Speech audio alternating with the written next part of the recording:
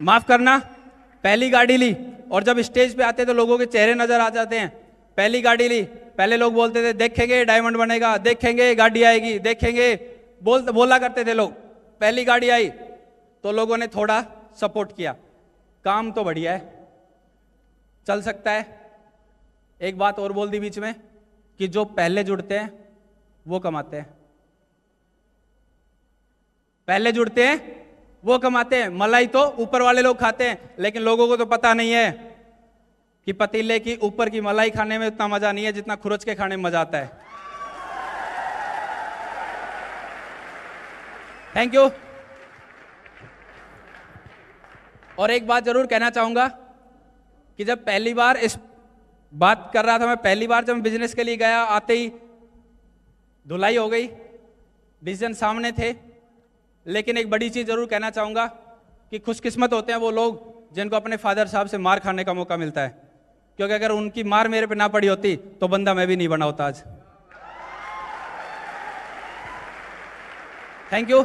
और पंजाब में एक कहावत कही जाती है कि बुजुर्गा दी गालियां देसी घी दा नालियां। Thank you. और आज मैं सबसे बड़ा, मुझे इस बिजनेस के अंदर और सबसे बड़ा सपोर्ट मिला तो मेरी वाइफ का मिला।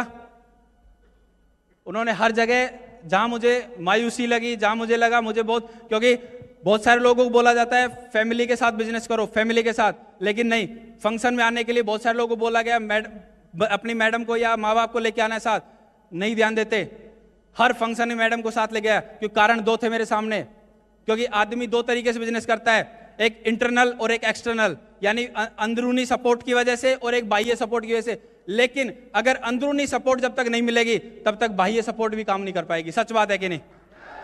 और इस बिजनेस में एक अंदरूनी सपोर्ट मुझे हमेशा मिलती रही। मेरी वाइफ ने हमेशा सपोर्ट किया, और उनके सपोर्ट की वजह से, नहीं तो अगर मुझे सपोर्ट नहीं मिलता तो मैं जरूर किसी की जिंदगी बदलने के लिए प्लान दे रहा होता, लेकिन मेरा दिमाग तो कहीं और चल रहा होता। सच बात है कि नहीं?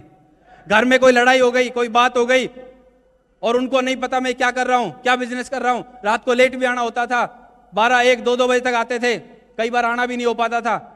और अगर उनको नहीं पता होता तो बोलती रात को कौन सा ऑफिस खुलता है, रात को कौन सा ऑफिस खुलता है तुम्हारा, इतना सूट बूट टाई लगा के सेंट वेंट छिड़क के तुम जाते हो, कौन सा ऑफिस खुलता है रात को। लेकिन उनको पहले ही फंक्शन दिखा दिया था। एक फंक्शन की वजह से मुझे अंदरूनी सपोर्ट मिला, और बाह्य सपोर्ट देने के लिए तो बहुत सारे महान लोग मेरे साथ थे। Thank you. मैंने कभी भी कोई भी फंक्शन बिना फैमिली के नहीं देखा है। हर फंक्शन के अंदर अपने परिवार वालों को इन्वॉल्व किया है मैंने, हर फंक्शन के लिए, क्योंकि मुझे अंदरूनी सपोर्ट चाहिए था। और अंदरूनी सपोर्ट नहीं होता तो आज मैं शायद यहाँ नहीं होता। अंदरूनी सपोर्ट मिला, और साथ लगातार साथ दिया वाइफ ने भी हर जगह, और लगातार करते करते आज डायमंड बनाऊं तो कहीं ना कहीं उनका भी काफी सपोर्ट रहा है मेरे लिए, काफी सपोर्ट रहा है। और मैं चाहूंगा कि वो भी कुछ बताएंगे अभी, तो मैं जरूर कॉल प्लीज।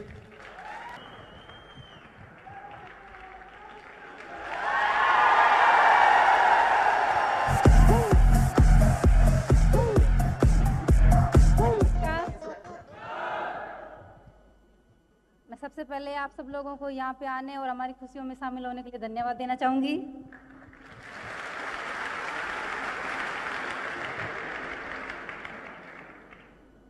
हो सकता है मेरे को इतना अच्छा स्पीच नहीं देना आता होगा, लेकिन फिर भी आज जब मौका मिला है तो अपनी फीलिंग्स आप लोगों के साथ शेयर करना चाहूंगी।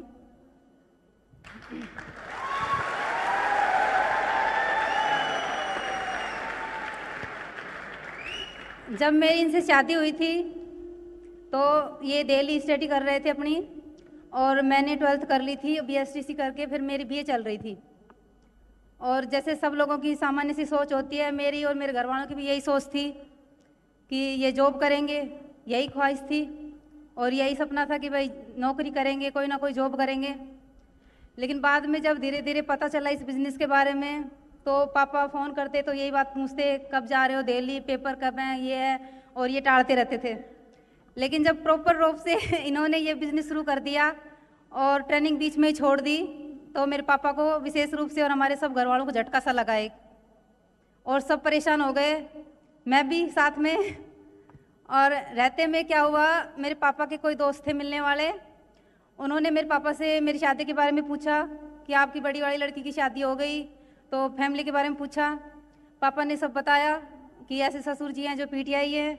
उन्होंने पता है क्या पूछा, उन्होंने एक ही बात पूछी कि आपके दामाद जी क्या हैं। एक बार के लिए पापा बिल्कुल चुप हो गए और फिर पापा ने बताया कि ऐसे स्टडी कर रहे हैं, ट्रेनिंग चल रही है और साथ में ऐसे बिजनेस भी कर रहे हैं। तो उन्होंने कहा पापा से कि आपके वो दामाद जी हैं वो कुछ नहीं कर रहे, वो एक लोफर है, एक तरह से आवारा है, घूमते फिरते हैं ऐसे ही, चाहे आप कहीं से भी जांच कर लो, कोई भी जांच पड़ताल कर लो।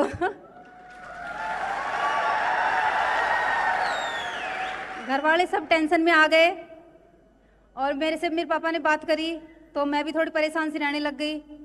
और मैं भी बस यही कहती, कोई ये कहता है, कोई ये कहता है। तो जब भी मैं परेशान रहती, ये मेरे से एक ही बात बोलते, दुनिया क्या कहती है ये छोड़, पहले तू ये बता तेरे को मेरे पे बिलीव है कि नहीं। हमेशा एक ही बात पूछते। फिर मैं थोड़ी ठीक से रहने लगी, विश्वास होने लगा। फिर मैं घर वालों को भी यही बोलने लगी, जब ये मेहनत से जो भी काम कर रहे हैं, लगातार मेहनत कर रहे हैं लगन से, तो एक दिन ज़रूर कामयाब होंगे। फिर ऐसे दिन निकलने लग गए। फिर एक जयपुर में प्रोग्राम हुआ था रविंद्र मंच पर, जिसमें हरिशंकर जी डायमंड शिप थी हरिशंकर जी की। उसमें मैं मेरे पापा को जैसे तैसे करके ले गई। जब वो पूरा प्रोग्राम पापा देखे और जब हॉल से बाहर निकले तो पापा एकदम खुश थे और पापा के सारे डाउट क्लियर हो गए थे। और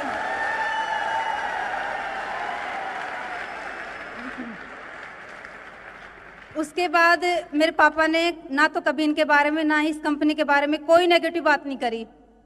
और उसके बाद सपोर्ट मिलने का पापा का भी कभी ऐसी वैसी बात नहीं करी, जो भाई टेंशन हो ये हो, हमेशा पापा ने फिर साथ दिया। और फिर धीरे धीरे लगातार चलते चलते आज वो दिन आ गया जिसको कभी सपनों में देखा करते थे, जिसका ख्वाब लिया करते थे कि कभी वो दिन भी आएगा, जिसका बड़ी बेसब्री से इंतज़ार था। आज वो दिन आ गया। मैं और मेरी फैमिली आज बहुत खुश हैं, इतना खुश हैं कि बस शब्दों में बयान नहीं कर सकती। अंत में 2 पंक्तियाँ कहकर मैं अपनी बात समाप्त करना चाहूँगी। जो हो गया उसे सोचा नहीं करते, जो हो गया उसे सोचा नहीं करते, जो मिल गया उसे खोया नहीं करते, जो मिल गया उसे खोया नहीं करते। हासिल उसे ही होती है सफलता, हासिल उसे ही होती है सफलता, जो वक्त और हालात पे रोया नहीं करते। Thank you. इसीलिए मैं हर बार फंक्शन में अपने परिवार वालों को इन्वॉल्व करता था। यही कारण था मेरे परिवार वाले लगातार मैं उनको लाता था फंक्शन में और लगातार वो इस चीज को महसूस करते थे। और एक बड़ी उपलब्धि के साथ आपके सामने फिर आएंगे। गो डायमंड! Thank you.